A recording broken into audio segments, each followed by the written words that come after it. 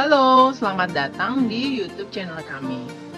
Video kali ini kami ingin men-sharingkan bagaimana sih membuat YouTube channel baru bertumbuh secara baik dan aman. Video kami kali ini akan cukup berbeda dengan video-video kami sebelumnya. Jadi, kenapa sih kok cukup berbeda? Seperti apa sih kok cukup berbeda? Jadi, kami ini memulai membuat channel YouTube ini baru sekitaran 1 bulanan ini. Kenapa kami mulai membuat? Itu karena situasi saat ini kan lagi pandemi corona, sehingga mengharuskan kita semua harus stay at home. Lalu bosen kan kalau nggak ada kegiatan, jadi kami ceritanya memang lagi cari-cari kegiatan untuk kami sekeluarga. Akhirnya tercetuslah bahwa ayo kita buat YouTube channel, di mana YouTube channel kami ini berisikan tentang kegiatan kami sehari-hari, dari mulai kegiatan anak-anak, bereksperimen, bermain, lalu kegiatan memasak, lalu juga karena mereka anak-anak dan papahnya suka game, membuat juga tentang Roblox dan Minecraft. Selain itu, kami juga mencoba mempelajari gimana sih YouTuber pemula, YouTuber yang baru-baru memulai itu bisa lebih cepat mendapatkan subscriber. Bukan cuma subscriber yang datang dan pergi silih berganti, tetapi subscriber yang memang loyal, yang tertarik dengan konten di YouTube channel mereka. Nah, akhirnya di sini atas permintaan beberapa teman, mereka ingin ayo sama-sama sharing. Akhirnya kami mencoba untuk men-sharingkan apa yang selama kurang lebih 1 bulan ini kami lakukan, apa yang kami pelajari, apa yang kami mengerti, supaya kita semua YouTuber baru bisa bertumbuh dengan lebih cepat. Jadi, jangan lupa tonton terus video ini sampai akhir supaya kalian tidak ketinggalan tips-tips yang akan kami sharingkan. Karena menurut kami tips-tips ini sangat berguna loh bagi kita YouTuber baru. Selain itu, bakalan ada juga info tentang giveaway di akhir video ini.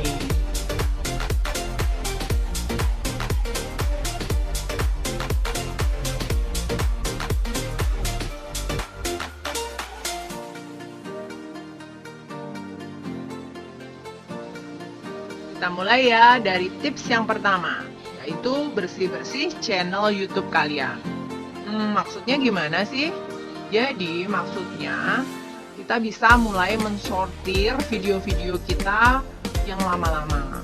Jadi mungkin ada kan video-video lama yang misalnya kualitasnya kurang baik.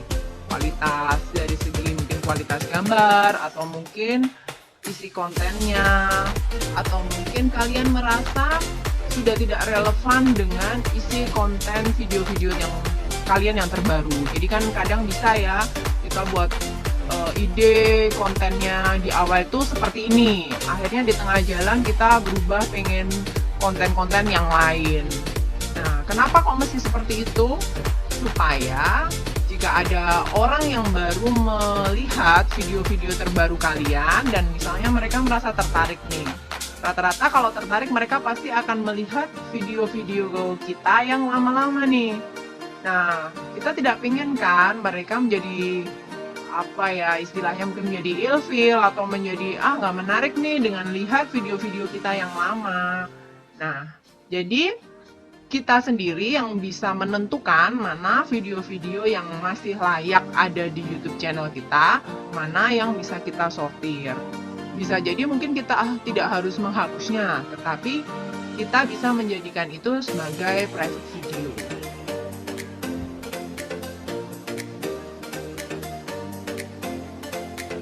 Tips yang kedua yaitu membuat playlist. Seberapa penting sih sebenarnya membuat playlist? Jadi kadang-kadang dalam satu YouTube channel itu kita mempunyai banyak ide video yang mungkin genrenya itu berbeda-beda. Jadi misalnya biar lebih gampang saya kasih contoh aja dari YouTube channel kami ya. Jadi dari YouTube channel kami ini kami mempunyai beberapa genre. Misalnya nih ya, dari mulai kegiatan memasak, lalu kegiatan eksperimen untuk anak-anak, bermain untuk anak-anak, lalu selain itu game Minecraft, game Roblox. Nah, itu kami bikin playlistnya masing-masing tuh. Jadi video-video yang sudah kami buat itu istilahnya kami kamar-kamaran lah di playlist tersebut. Jadi supaya misalnya ada viewer nih baru melihat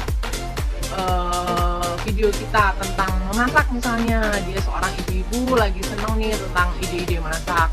Bayangin kalau misalnya itu tidak kita bikin playlist, mungkin dia akan kesulitan cari di YouTube channel kita yang masak mana nih, gitu. Dia harus mengurutkan satu-satu.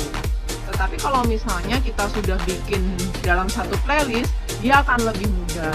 Otomatis ketika dia merasa lebih mudah, dia akan tertarik untuk membukanya. Atau mungkin kalau dia sudah buka dari playlist tersebut, sepanjang dia tidak membuka video yang lain, kan pastinya setelah video kita yang pertama selesai akan berlanjut ke video-video kita selanjutnya. Nah, otomatis kita sebagai YouTuber akan lebih diuntungkan.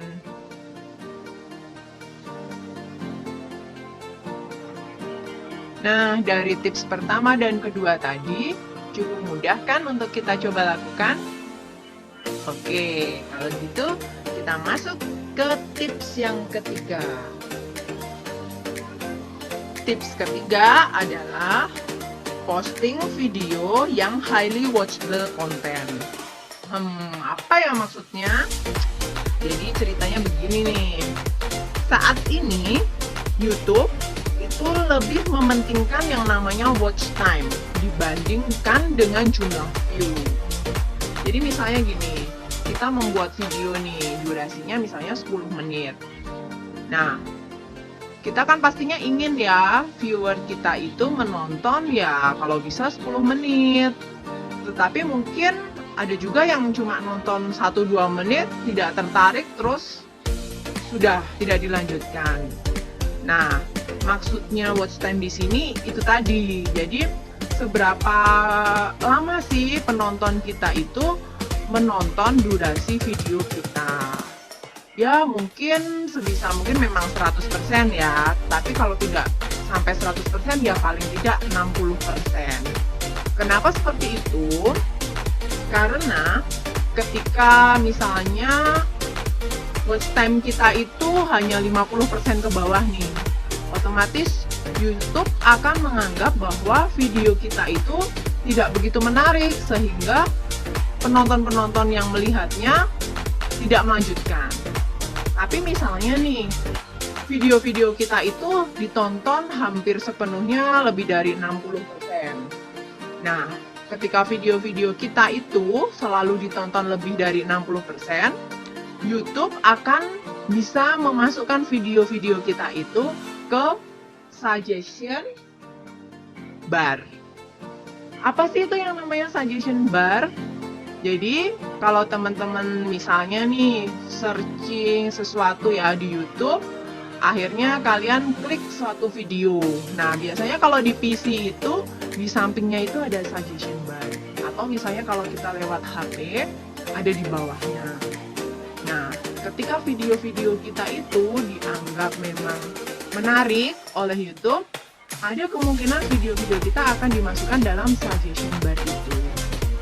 Nah, kabar bahagianya adalah ketika video-video kita itu sudah masuk ke suggestion bar, otomatis ketika misalnya ada seseorang lagi nonton video lain nih, bukan dari channel kita, misalnya tentang tema tertentu, tentang genre tertentu, dia sudah selesai menonton, biasanya dia akan melihat tuh di suggestion bar, apa sih yang masih relevan dengan video ini. Nah, kalau video kita ada di situ, otomatis ada kemungkinan mereka akan tertarik dengan video kita, otomatis watch time kita akan bertambah, dan otomatis pula ketika mereka senang dengan video kita, mereka akan subscribe channel YouTube kita.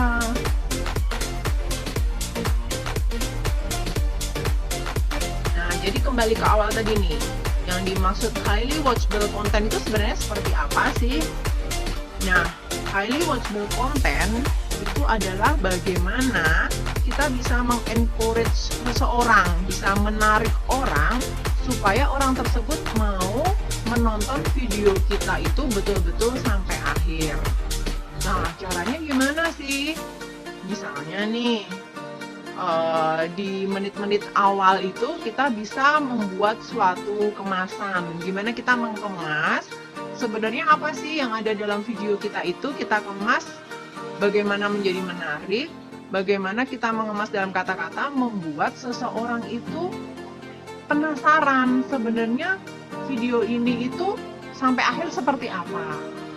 Ketika mereka penasaran, otomatis mereka pasti akan menonton video kita sampai akhir. Yeay, sudah ada 3 tips yang kami sharingkan di video kali ini.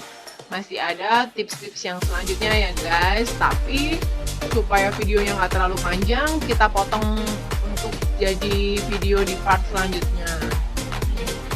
Nah, kalau kalian memang merasa video ini bermanfaat, jangan lupa like dan komen. Lalu sekian dulu video dari kami. Jangan lupa subscribe dan sampai ketemu di part selanjutnya. Bye bye.